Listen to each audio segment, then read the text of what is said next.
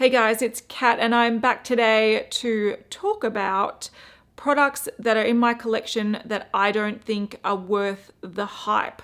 So these are very hyped about products. They've got a reputation for being like the next best thing. And when I tried them expecting that, I was just left a little bit flat. They didn't meet the reputation that I believe they had. So I just wanted to make it perfectly clear from the start that this video is not designed to offend anyone. These products are good products. Like, they all have redeeming qualities. It's just that I bought them expecting more from them. And I'm doing this video purely because the videos that I have currently that I'm working on, they're all long videos. One is 1 month, one palette. One is I've just done the first day of testing a palette for 3 or 4 days. So right now I don't have anything to go up tomorrow. So I thought I'll sit down and do a chatty one that is much easier to edit and have up the very next day. So that's why I'm doing this, not to offend people. This is just products that didn't meet the hype for me personally. All right, I'm going to start by talking about some liquid lipsticks. And once again, this is not me saying that these products are bad. They're just saying that I sort of expected more from them. And based on that, I was a little bit disappointed. The first one is going to upset some people and make some other people very happy. But I wanted to mention that the Jeffree Star liquid lipsticks, which were his first product, probably the range that is the largest from his collection, I don't love these, and I could understand why people do like them. I feel like the colors are a hit and miss, and that's always the case with liquid lipsticks. It's to do with like the pigments that are in the liquid lipstick. If you need a vibrant orange, often you need to put a lot of, I guess, powdery pigments that make them like look crumbly and dry. And this one in Flamethrower was the first Jeffree Star liquid lipstick I tried, and I hate it. It does stay on your lips, that's for sure, but it looks horrible. So you kind of go, well, why do I want this to stay? And I have tried other liquid lipsticks since. All of these are actually from the mystery boxes that we used on, we unopened on Beauty News. So I didn't actually actively buy all of these. These are just ones that I got in the mystery box. So I've tried a few and I think they're okay. But once again, they're the type of liquid lipstick that you put on your lips, it dries down to a really, really, really almost like a vinyl painted effect. It does stay on, but it makes your lips feel like they can't, I don't know, it feels like you've got a coated layer, which I don't like the feel of. It makes my lips feel really dry. And then when it starts to wear off, it wears off in like lines and patches, and it's just really, really strange. So these, I get why people like them. If you really want a liquid lipstick that has great longevity, these are definitely it. They've also got a great shade range. It's just not comfortable enough for me to wear. And even though longevity is one of the main things I look for in a liquid lipstick or lipstick in general, comfort is definitely more important, because if it's not comfortable for me to wear and if it wears off looking ugly, I don't need longevity out of them. I actually want them to go so I can reapply them. So for me, these, I get why people like them. They just don't suit me. In a similar thing, I bought a couple of Dose of Colors liquid lipsticks because a few years ago, people were raving about them being like the best on the market.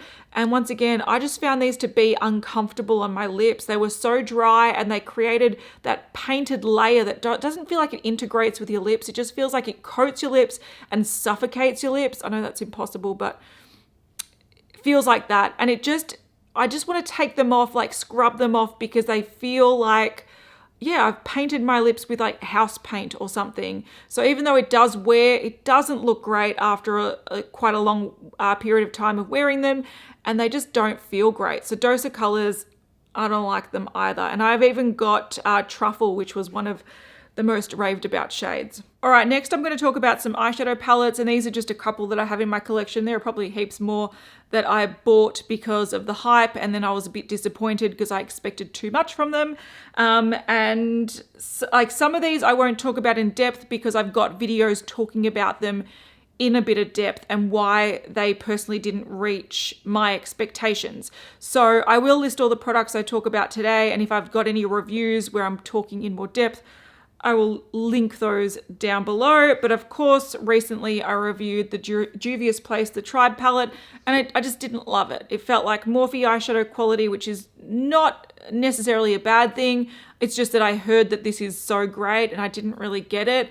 Also, I just didn't think this was as versatile as I thought it was when I bought it. And a lot of people were saying that I was expecting too much and that this is not a standalone palette. You can't create just looks using this one palette. But because there were some more sort of neutral everyday colors, I bought it expecting that.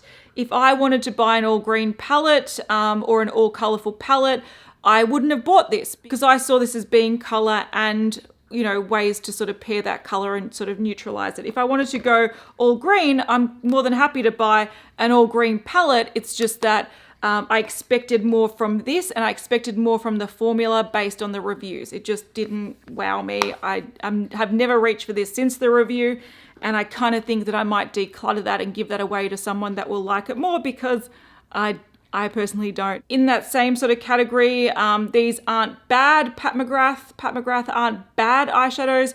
I just think for the price, they should be a lot better. So Pat McGrath, I've talked about them numerous times. I did a side-by-side look using Pat McGrath and using dupes, and yeah, I talk about it in depth, so I'll move on. The next thing is the Jaclyn Hill palette. I think the formula of this is very, very similar to Juvia's Place. So if you like this formula, you will like Juvia's Place. But if you expected more from Juvia's Place, this is probably even easier to use in my opinion. The main reason I'm mentioning the Jaclyn Hill Morphe palette is because it was so raved about. It sold out so quickly. Everyone was saying it's the best palette.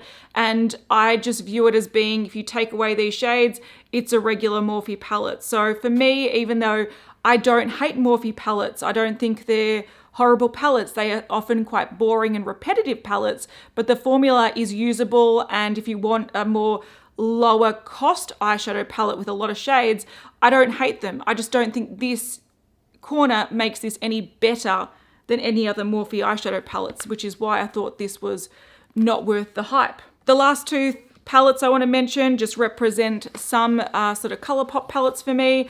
I have only really used these 12 pan palettes, so Dream Street and also Femme Rosa.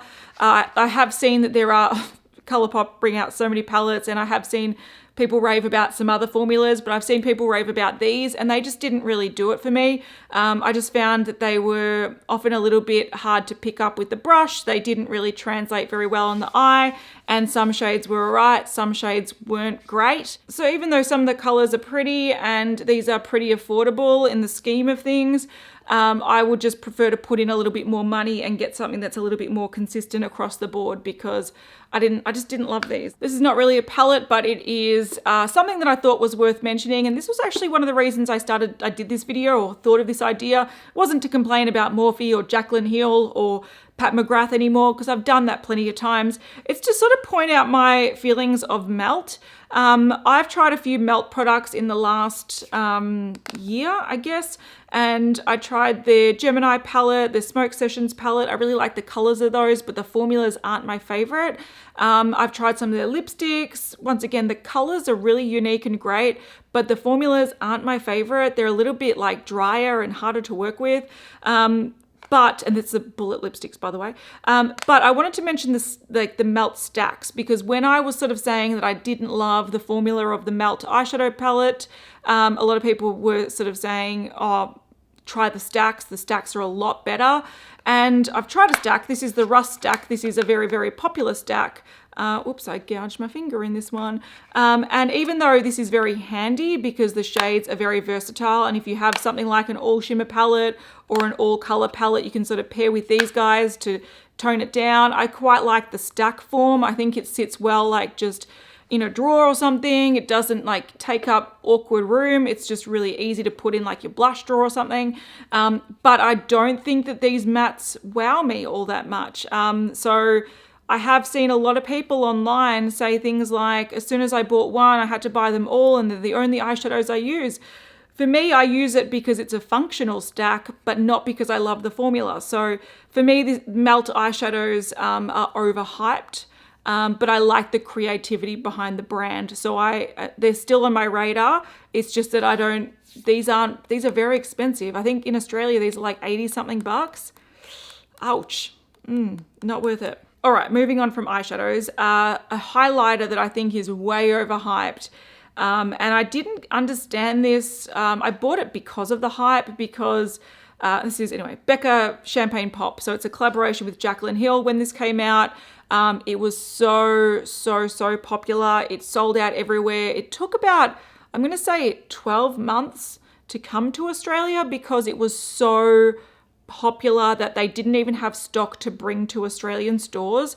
But it is essentially a gold highlighter. In the pan, it looks like it's got a bit of peachiness to it, but it is, on the skin, it looks very like soft gold, which is fine. It's not so much the color that I don't like about this. I don't actually like the formula of it. I feel like it looks like it sits on the skin and it just looks like you've got powder on the skin. Whereas I like highlighters that sort of work with your skin and just give you a glow without it looking like you've got a stripe of powder. So this one I don't like, and that's actually a common thing that I find with a lot of Becca highlighters. I've got Opal, which I think is a more flattering, sort of, not flattering, it's more natural color for me, but it has the same sort of powdery texture. The only ones that don't have that I like reaching for, an example is Berlin Girl Glow, which is beautiful. I'm wearing this today. So this definitely doesn't just sit on the skin. It does look like you've got a wet look, and it's like, sort of like a beige with a cool sheen. So if you want a cooler toned highlighter, I really like this one. So they can do really great highlighters. I just think overall their highlighters are way overhyped, and especially Champagne Pop. And if you have anything like Laura Geller Gilded Honey or MAC Oh Darling, which was re-released multiple times, it's pretty much the same color as Champagne Pop. I just think it's a better formula. All right, those things might be semi-predictable if you've been watching my channel for years, but the next two things I don't actually mention very often, so these might be less predictable. I wanted to mention the Urban Decay All Nighter Setting Spray. Now, I don't hate this. I am not here to bag it. Like I said, everyone has the right to like these products. There's always redeeming qualities about these products, and they've become sort of cult status for a reason and hyped for a reason. But I just don't see any benefits to this personally. I use it and I don't really see that it's increased the longevity of my foundation. I think usually when it comes to longevity of foundation, there's two things that work best for me. It's using a good long wearing foundation that won't break down, and also to keep on top of blotting oil, touching up if necessary. That is what makes my foundation look the freshest. This, I don't notice a difference when I use it and I don't use it. That doesn't mean I won't continue to use it, because I'm still holding out hope. I just don't see miracles with it. So for me, I think it's one of the most hyped Urban Decay products, and I don't personally see why. Controversial. And once again, this last product is another product that is a little bit controversial. It's not a product that I dislike by any means. It just didn't reach the hype that I heard about it, and it is the Makeup Revolution concealer. So this is the Conceal and Define. This is just the standard size that they brought out. They've since brought out a larger tube of it, and a lot of people were saying if you like Shape Tape from Tarte, you will love this. It's a fraction of the cost. It's amazing. It's the best. And I wanted to say that even though it is a fraction of the cost, it's also a fraction of the size. This contains 10 mils. This contains 4 mils. So you're getting 2.5 times the amount in this than you are this. It still works out to be cheaper depending on where you get it. But I just don't like this as much as I like Shape Tape. I think Shape Tape for me is almost like a no-brainer. You put it on, it gives it decent coverage. It sets pretty well. It doesn't crease on me. I think this is pretty good. I can put it around my nose if I want. I can use it as a foundation if I wanted to. Whereas I have tried this numerous times, like one on one side, one on the other. And I just feel like that this doesn't give as much coverage. It doesn't blend as well on the eye. So sometimes it looks a little bit patchy, and it does settle into fine lines more than Shape Tape. So even though it is cheaper, and if you just look at the price tag, it's like crazy cheaper. If you look at the cost per gram, it is not as different as it originally appears, but I just would prefer to spend a little bit more money on Shape Tape because I prefer it over this. But yeah, I had heard people say, try this. It is so much better than Shape Tape. You will never look back. And I've used this a few times testing it, and it's sat in a drawer gathering dust while I use up my Shape Tape because I much prefer it. So yeah, is it a good concealer? It's all right, but it's definitely not my favorite. So hopefully that didn't offend anyone. It's just me going through my collection and thinking, yeah, I sort of expected more from these, and you know, that's a thing. It's not a problem. It's just my personal opinion. So I'd love to know in the comments what products you bought because you expected so much from them based on the hype and you were just left a little bit deflated, a little bit disappointed in them. I would love to know. So I'll see you guys next time. Bye.